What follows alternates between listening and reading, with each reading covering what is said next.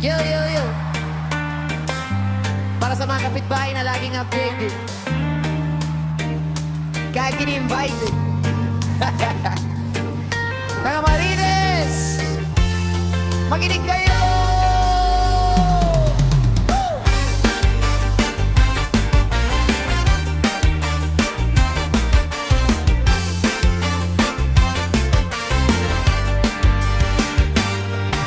Sa kanto, may nag-uusap, bulungan na parang may sikretong hinahanap.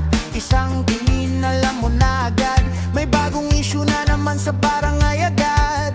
Umaga pa lang may balita na, hindi pa tapos kumalat na sa lima.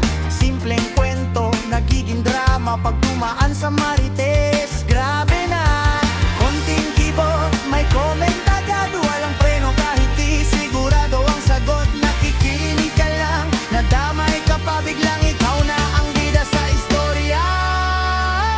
Hoy Marites, tama na please, di lahat ng nakita mo ay dapat i-release. Hoy Marites, chill ka lang please, hindi lahat ng buhay mo kailangan mong i-police. Hoy Marites, teka muna please, bago ka magsalita siguraduhin mong legit.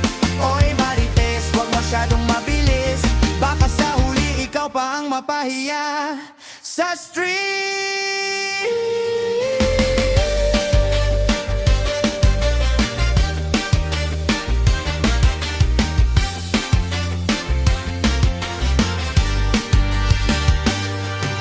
May cellphone, laging hawak, screenshot dito, forward agad, walang pruweba, pero kampante sa chismis mo, parang sigurado lagi. May narinig daw, may sabi nila, pero pag tinanong mo, wala namang ebidensya. Isang kwento, naging 10, grabe ka naman, sobra na to. Hindi mo alam, may nasasaktan sa bawat salita mong walang timbang.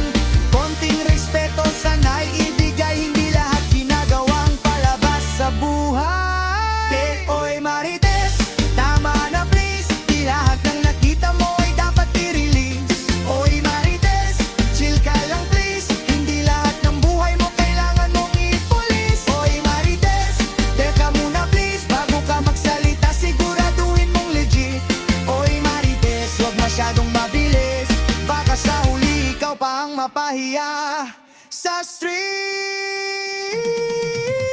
Oh, teka muna, tanungin mo sarili mo,